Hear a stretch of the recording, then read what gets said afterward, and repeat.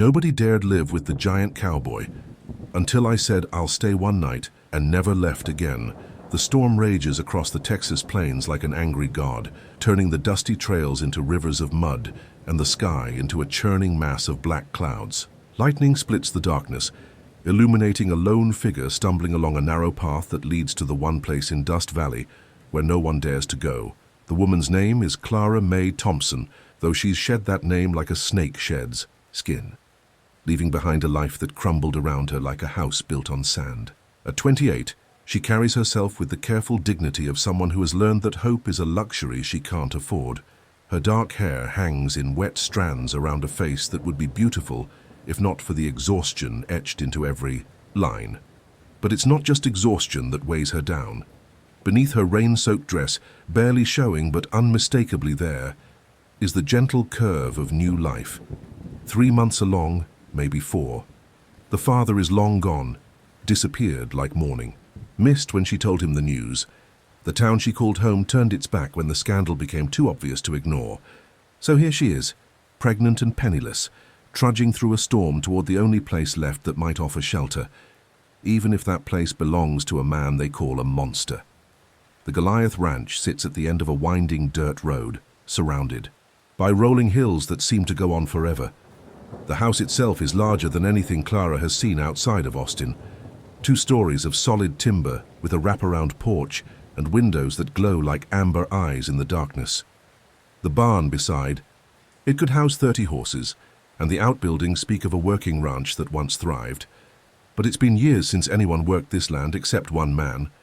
Years since anyone dared approach this house, except in whispered dares or nervous jokes.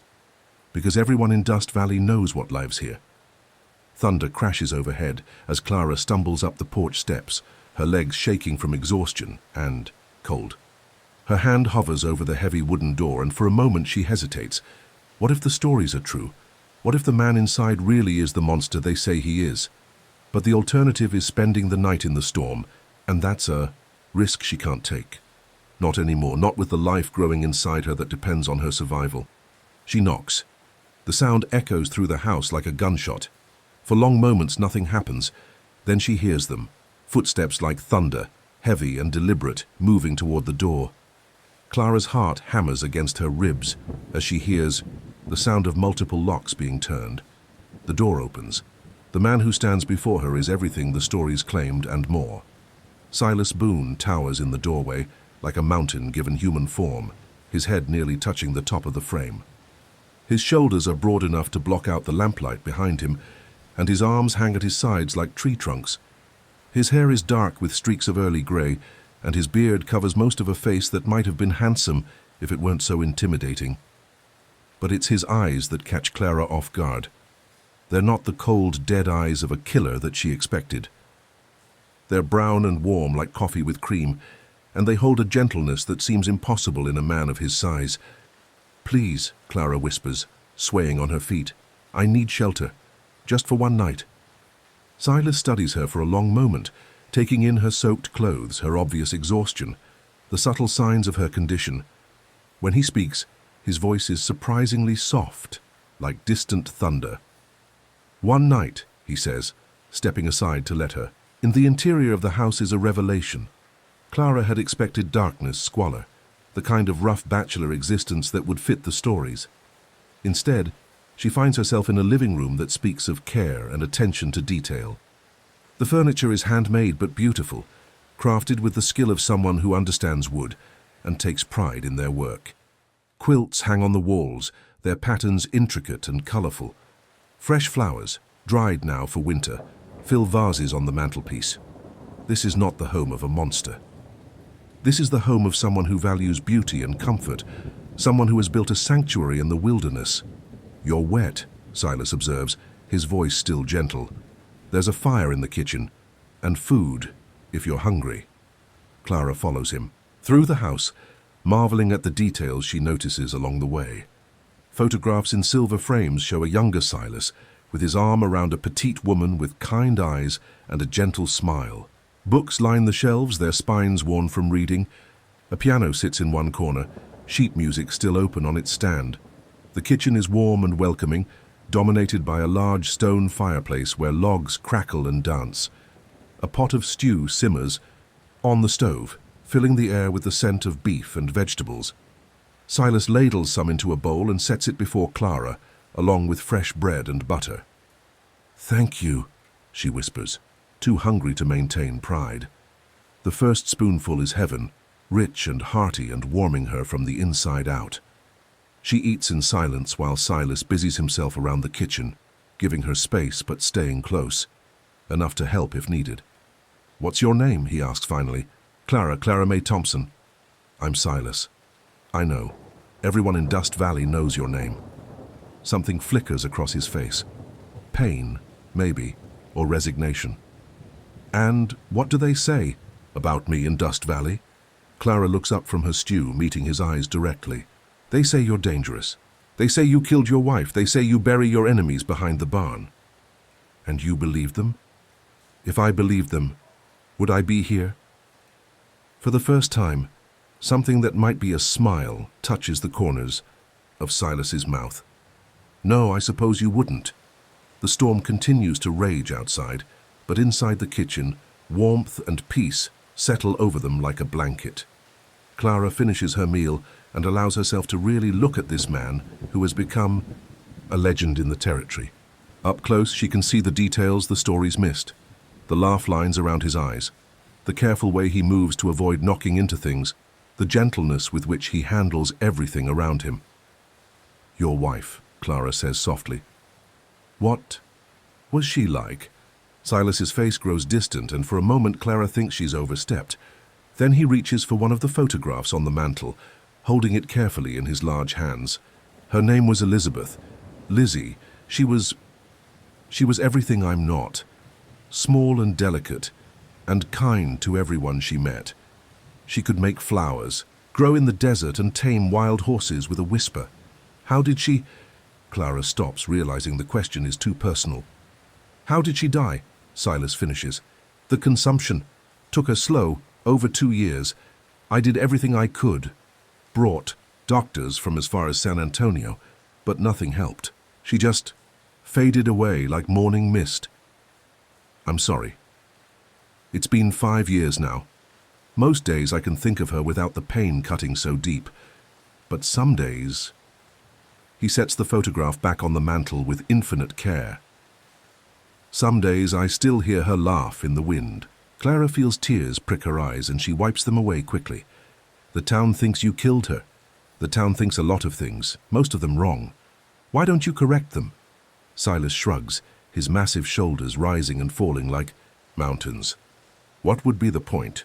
People believe what they want to believe, and sometimes it's easier to be the monster they think you are than to be the broken man you really are."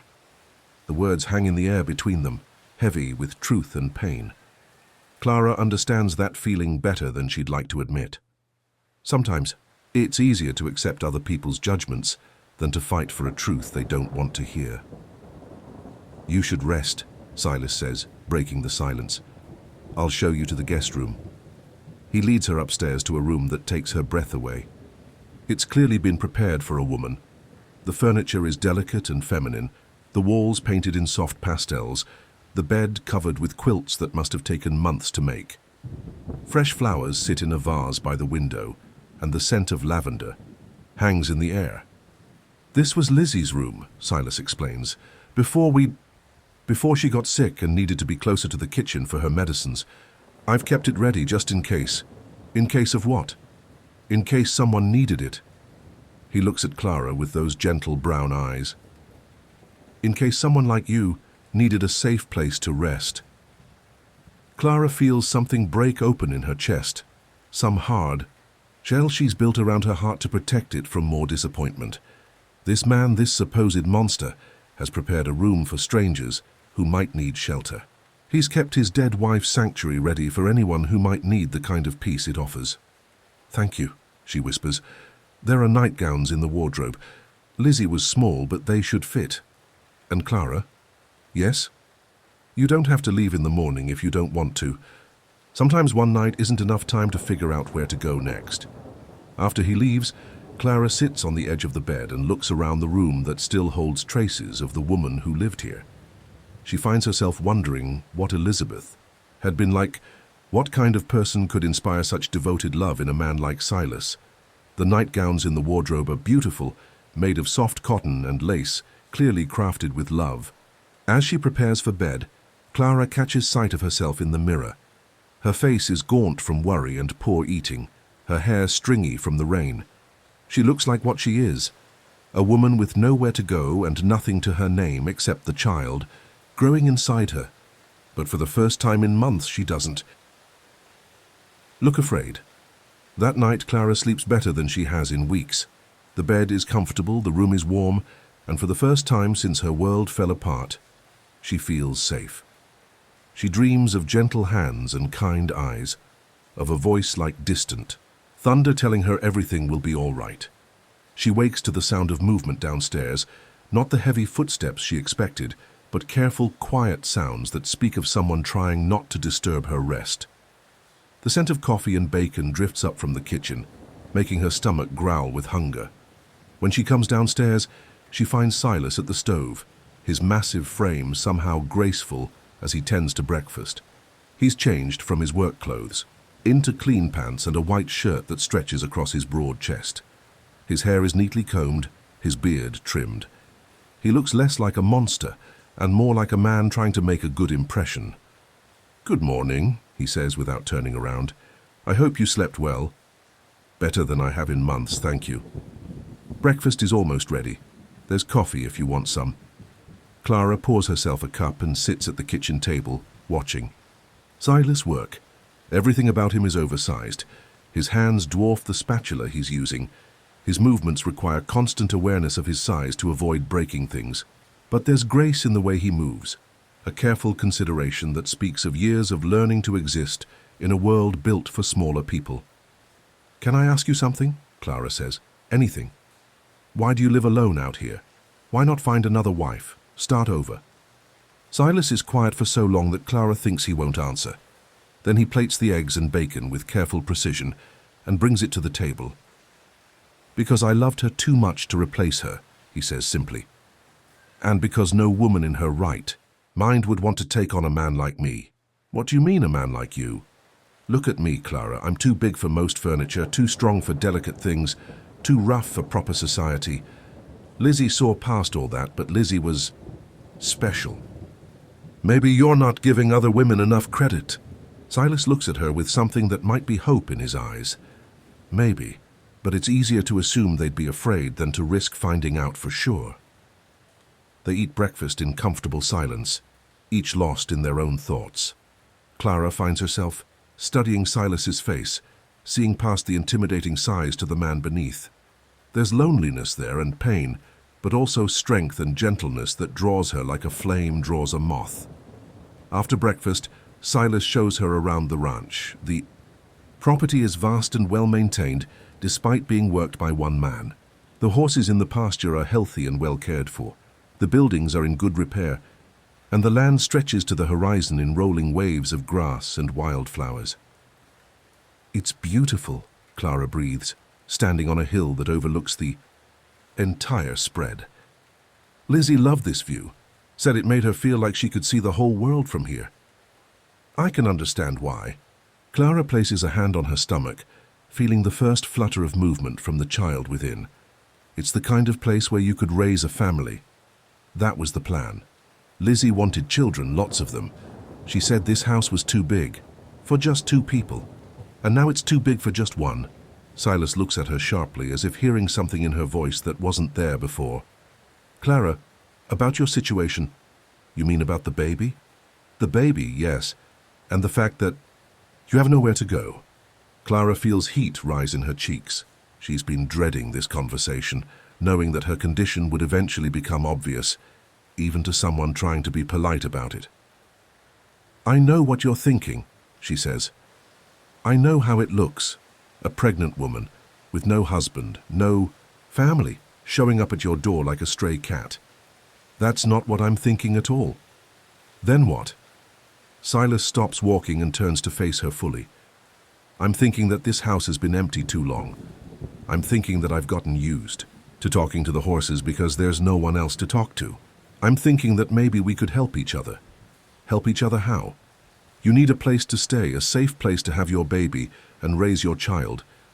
I need to remember what it's like to have a reason to come home at night. Clara stares at him, hardly daring to believe what she's hearing. Are you asking me to stay? I'm asking you to consider it. You could have Lizzie's room, or any room you want. The house is big enough that we wouldn't be in each other's way, and when the baby comes, what? You'd help raise another man's child? I'd help raise a child who needs a father. The blood doesn't matter to me, Clara. What matters is giving that baby a chance at a good life. The offer is so unexpected, so generous, that Clara feels tears spring to her eyes. Why? Why would you do that for a stranger? Because maybe we're not strangers anymore. Maybe we're two people who've been dealt rough hands by life and deserve a chance to make something better out of what's left. And what would people say? What would the town think? Silas's face hardens slightly. The town already thinks I'm a monster. Let them think what they want. What matters is what we think. Clara looks out over the rolling hills, imagining her child running through the grass, learning to ride the gentle horses, growing up with space to breathe and room to dream. It's more than she ever dared hope for, more than she thought possible when she knocked on his door last night. I'd need time to think about it, she says. Take all the time you need. But Clara?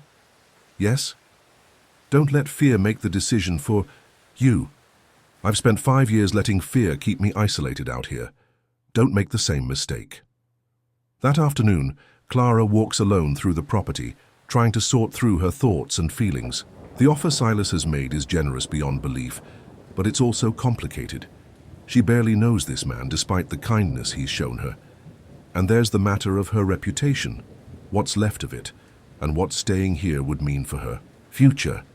But as she walks, she finds herself noticing details that speak to Silas's character, the way he's reinforced the fence around the horse pasture to keep the animals safe, the vegetable garden behind the house, carefully tended and producing enough food for several people, the small cemetery on the hill where Elizabeth's grave is marked with a headstone that must have cost a fortune, carved with words of love that bring tears to Clara's eyes. This is not the home of a violent man or a careless one. This is the home of someone who cherishes life and beauty, who builds with the future in mind. That evening, as they sit on the porch watching the sunset, Clara makes her decision. I'll stay, she says quietly. Silas goes very still beside her. Are you sure? I'm sure, but I have conditions. Name them. I pay my own way. I can cook, clean, help with the ranch work as much as I'm able. I won't be a charity case. Agreed. And when people ask, we tell them the truth, that I'm staying here as your housekeeper, at least until the baby comes. And after the baby comes, Clara meets his eyes. We'll figure that out when we get there.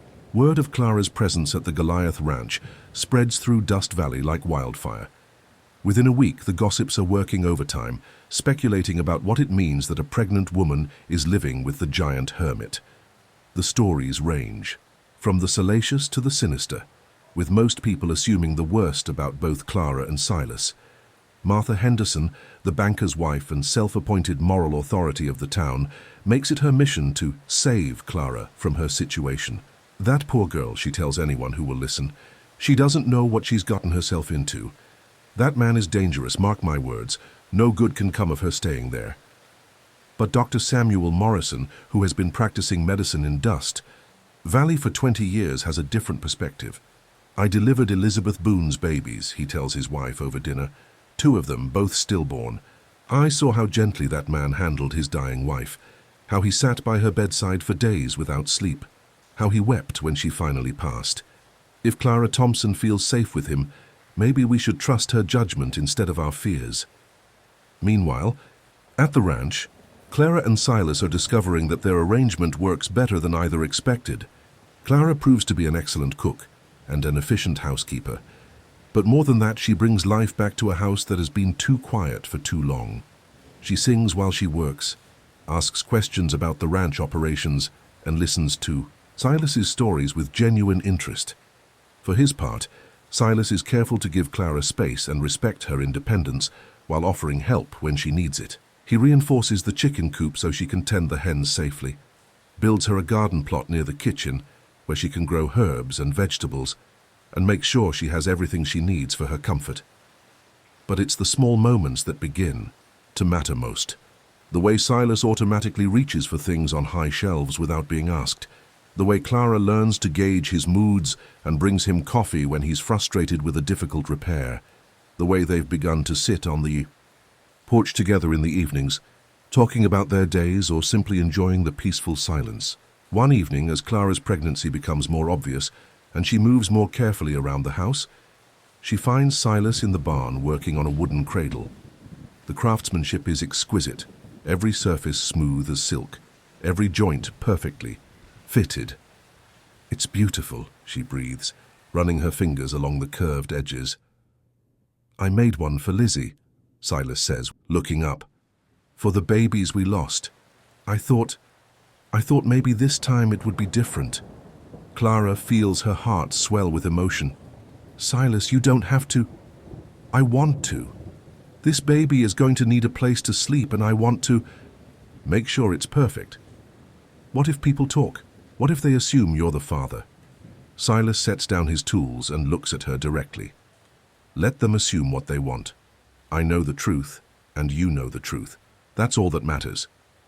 But the truth, Clara realizes, is becoming more complicated by the day. Because somewhere between the shared meals and evening conversations, between the gentle consideration and growing trust, she's begun to feel something for Silas that has nothing to do with gratitude or convenience. She's begun to fall in love with him. The realization comes gradually, then all at once. It's in the way her heart lifts when she hears his footsteps on the porch at the end of the day. It's in the way she finds herself watching him work, admiring the careful precision of his movements. It's in the way she feels safe and cherished, in a way she's never experienced before. But loving Silas feels like the most dangerous thing she's ever done. Because what if it's one-sided? What if his kindness is just that? Kindness without deeper feeling. What if she's mistaking gratitude for love and destroying the best thing in her life by wanting more than what's offered? The crisis comes in her 7th month, when Clara goes into town for supplies and encounters the full force of the gossip that's been building around her situation. She's at Murphy's general store, selecting fabric for baby clothes, when Martha Henderson approaches, with 2 other women in tow. "Clara, dear," Martha says with false sweetness, "how are you managing out there?" "I'm managing just fine, thank you." "Well, of course you are, but we're also concerned about your situation, living alone with that man in your condition. It just doesn't look proper."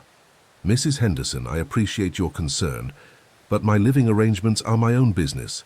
"Oh, my dear girl, you're so naive. Don't you see what people are saying? They think you and that giant are—" She lowers her voice to a scandalized whisper. "Living in sin." Clara feels heat rise in her cheeks, but she keeps her voice steady. "People can think what they want, I know the truth. Do you? Because from where I stand, it looks like you've traded one scandal for another. First an illegitimate child, now living as a kept woman with a man who probably killed his first wife. The accusation hangs in the air like poison." Clara feels the eyes of everyone in the store on her, waiting to see how she'll respond. "Silas Boone is the kindest, most honorable man I've ever met," she says clearly, "and if you can't see that, then you're the one who's blind." She gathers her purchases and walks out of the store with her head held high, but inside she's shaking. The confrontation has forced her to acknowledge what she's been trying to avoid, that her feelings for Silas have moved far beyond simple gratitude or friendship. That evening, she sits on the porch waiting for Silas to return from checking the cattle. When he rides up, she can see immediately that something is wrong. His face is grim, his shoulders tense with anger. "What happened?" she asks as he dismounts. "Run into some of the boys from town at the river.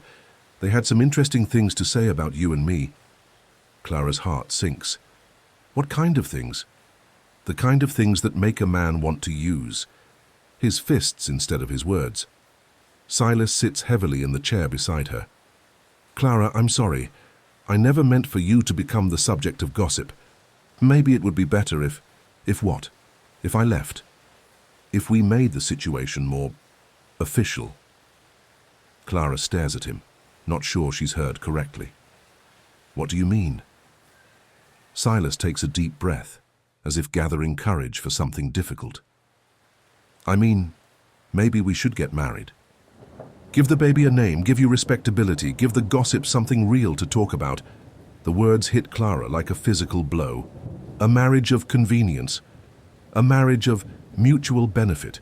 You'd have security, protection, a father for your child. I'd have a family again. And love? What about love, Silas? The question hangs between them in the gathering darkness. Silas is quiet for so long that Clara thinks he won't answer. When he finally speaks, his voice is barely above a whisper. I loved once, Clara, loved so deep it nearly killed me when I lost her. I don't know if I can do that again. And you think I could marry you without love? Just accept a life of mutual benefit? It would be more than what most people have. Respect, companionship, shared purpose. Maybe that's enough. Clara feels. Tears sting her eyes. Maybe for you, but not for me. I won't settle for half a life, Silas. I can't. She stands and walks into the house, leaving Silas alone on the porch with his practical proposal and her impossible dreams. That night, Clara lies awake, staring at the ceiling and trying to figure out what to do. The smart thing would be to accept Silas's offer. Marriage to him would solve all her practical problems and give her child a stable home. But the thought of living with him, loving him, while knowing he sees her as nothing more than a convenient solution, makes her feel sick. She's still awake when she hears footsteps in the hallway outside her room. They pause at her door and she holds her breath, wondering if Silas will knock. But after a long moment, the footsteps continue down the hall to his own room. The next morning brings unwelcome visitors. Clara is in the kitchen preparing breakfast when she hears the sound of multiple horses approaching the house. Through the window, she sees 6 men dismounting, their faces grim with purpose. Silas emerges from the barn and Clara can see the tension in his shoulders as he recognizes the delegation. She steps onto the porch, wanting to be close in case she's needed. The leader of the group is Thomas Henderson, Martha's husband and the president of the town's bank. Behind him are several other prominent citizens, including the sheriff and the mayor. Boone, Henderson says without preamble, "We need to talk." About what? About the situation here, about the woman you're harboring and the scandal it's causing in town. Silas's voice drops to a dangerous rumble. Choose your next words carefully, Henderson. The town council has met, and we've decided that this arrangement is detrimental to the moral character of our community. The woman needs to move on, and you need to stop providing her with shelter. Clara feels anger flood through her veins. I can speak for myself, Mr. Henderson. Miss Thompson, this is a conversation between men about a man's business. My life is not a man's business, Clara snaps, and I won't be ordered around by a group of sanctimonious hypocrites who think they have the right to dictate how I live. Sheriff Morrison shifts uncomfortably. Now, miss, there's no call for name-calling. These gentlemen are just concerned. About what? About a pregnant woman finding shelter with a decent man? About someone showing kindness to a stranger in need? About propriety, Henderson interrupts.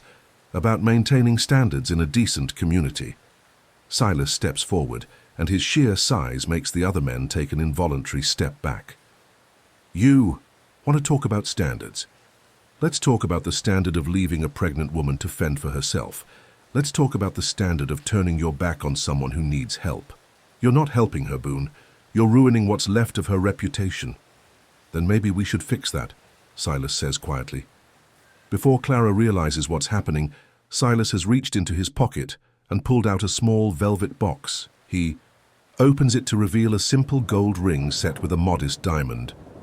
Clara May Thompson, he says, dropping to one knee despite the audience of hostile men.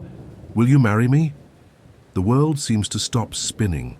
Clara stares down at Silas, at the ring in his hands, at the hope and fear warring in his eyes. This isn't how she wanted it to happen. Not as a public gesture meant to silence gossips. Not without words of love to make it real. But looking at Silas's face, Seeing the vulnerability he's showing in front of men who already judge him, Clara realizes something important. Maybe he can't say the words yet, but this gesture, this public declaration, is his way of choosing her over his own safety and solitude. "Yes," she whispers, then louder, "Yes, I'll marry you." Silas slips the ring onto her finger, and it fits perfectly. He stands and faces the delegation with Clara's hand in his. "There's your propriety, gentlemen. Mrs. Boone-to-be will be married before the child is born in the church with the whole town as witness. Any objections?" Henderson's face is purple with frustrated anger, but he can't argue with a legitimate engagement. "Fine, but it better be soon, Boone. The whole town will be watching."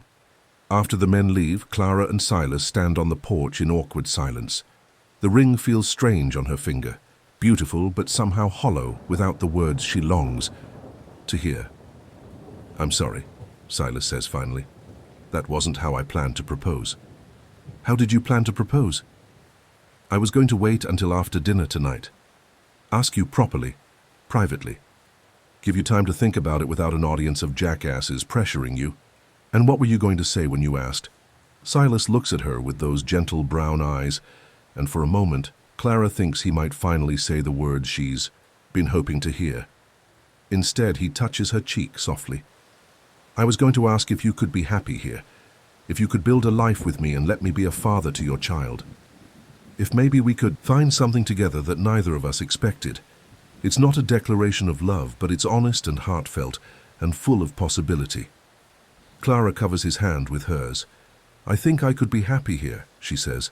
"I think I already am." The wedding takes place 3 weeks later in the small church at the center of Dust Valley. Half the town comes out of curiosity, the other half out of a sense of social obligation. Clara wears a simple white dress that accommodates her growing belly, and Silas wears a black suit that must have been specially tailored to fit his massive frame. Dr. Morrison gives Clara away, having known her since she was a child visiting town with her parents. Pastor Williams performs the ceremony with appropriate solemnity, though Clara can see the disapproval in his eyes when he looks at her obvious pregnancy. But none of that matters when Silas takes her hands and speaks his vows in that deep, gentle voice that has become the sound of home to her. He promises to honor and protect her, to provide for her and her child, to be faithful and true for as long as they both shall live. When Clara speaks her own vows, she looks into his eyes and promises to love and cherish him, to support his dreams and share his burdens, to build a life worthy of the gift he's given her. They're pronounced husband and wife, and when Silas kisses her, Clara feels something shift inside her chest. This may have started as a marriage of convenience, but it's becoming something deeper with every passing day. The reception is held at the ranch, with tables set up in the yard, and food prepared by the women of the town who have decided to accept the marriage as legitimate.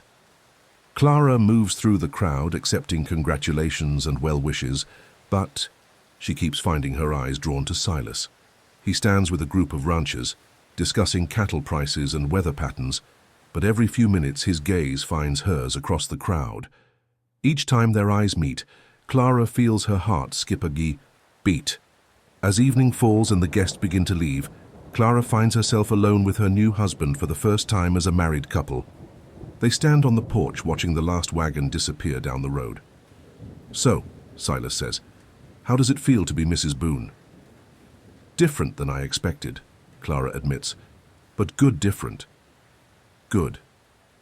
They stand in comfortable silence for a while, listening to the night sounds of the ranch, the horses moving in the pasture, the whisper of wind through the grass, the distant call of a night bird. "Silas," Clara says finally, "what happens now? Now we figure out how to be married, how to be a family. And if we can't figure it out," Silas takes her hand, his thumb brushing over the wedding ring that sits beside her engagement ring. "Then we keep trying until we do. That's what marriage means, isn't it? Not giving up on each other." Clara nods, feeling tears prick her eyes. "I want this to work, Silas. I want us to work." "So do I, more than I've wanted anything in a long time." The baby arrives on a cold February morning after a labor that lasts most of the night. Dr. Morrison attends the birth, with Silas pacing the hallway outside like a caged bear. When the baby's first cry echoes through the house, Silas stops pacing and presses his forehead against the wall, overcome with emotion. "It's a girl," Dr. Morrison announces, opening the bedroom door, healthy and strong, just like her mother.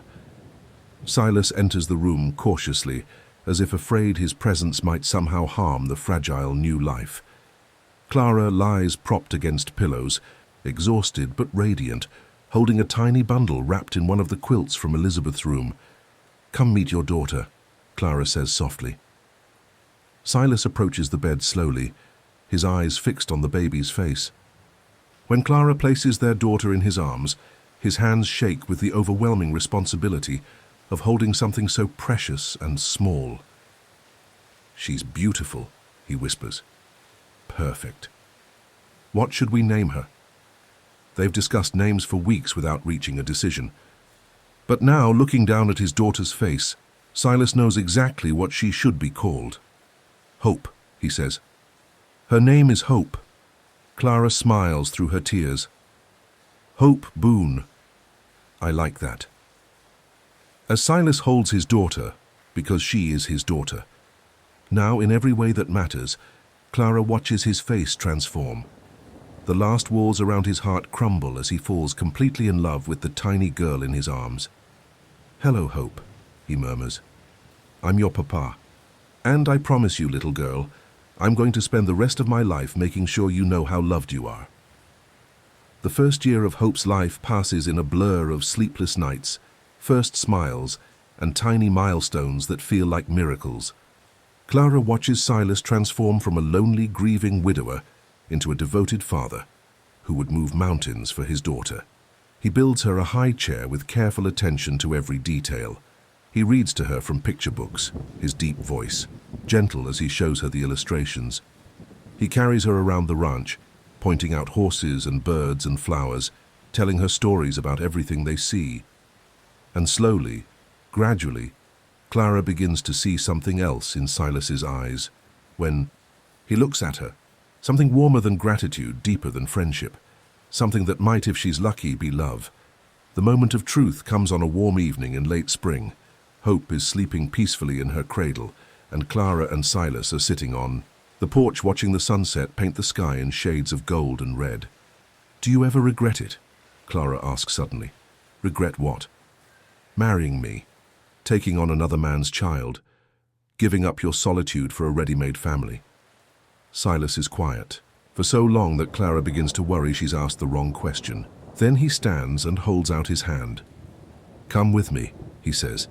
He leads her up the hill behind the house to the small cemetery where Elizabeth's grave sits beneath a spreading oak tree.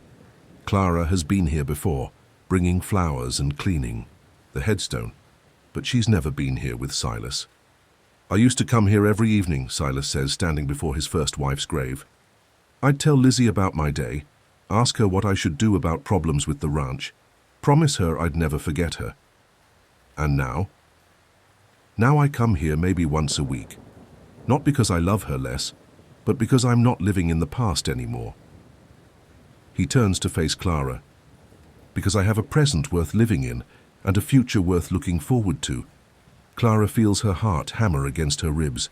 "Silas, I know this started as a practical arrangement. I know we both had reasons for agreeing to this marriage. That had nothing to do with love. But Clara, somewhere along the way, it stopped being practical for me. What did it become? It became real. You became everything. The reason I get up in the morning, the reason I come home at night, the reason I believe in tomorrow." Clara feels tears stream down her face. "Are you saying what I think you're saying?" "I'm saying I love you, Clara. Boone. I love your strength and your kindness and the way you sing while you cook breakfast. I love the way you hold our daughter and the way you've made our house a home. I love you and I need you to know that." "I love you too," Clara whispers. "I've loved you for months, but I was afraid to say it. Afraid you'd think I was just grateful or trying to make our arrangement into something it wasn't meant to be. What was it meant to be? A marriage of convenience, a practical solution to both our problems. And what is it now?" Clara steps closer to him, close enough to see the love and hope in his brown eyes. "Now, it's everything I never dared to dream of having." Silas cups her face in his hands, his thumbs brushing away her tears. "I want to kiss you, Mrs. Boone. Really kiss you. The way a man kisses the woman he loves. Then kiss me, Mr. Boone. Kiss me like you mean it." When their lips meet, it's nothing like the polite kiss they shared at their wedding. This kiss is full of passion and promise, of love finally acknowledged and fear finally conquered. Clara melts into Silas's arms, feeling safe and cherished and completely, utterly loved. When they finally break apart, both of them are breathing hard. "So," Silas says, his voice husky with emotion, "what happens now?" "Now we go home to our daughter," Clara says, "and we start living the life we were both too scared to ask for. A life built on love instead of convenience. A life built on love instead of fear." They walk back down the hill hand in hand, leaving Elizabeth's grave peaceful in the gathering darkness. It's not goodbye. It's acknowledgement that grief and love can coexist, that honoring the past doesn't mean being trapped by it. At the house, they check on Hope, who sleeps peacefully in her cradle, one tiny fist pressed against her cheek. Silas touches her forehead gently, and Clara marvels at how this giant of a man can be so tender with something so small.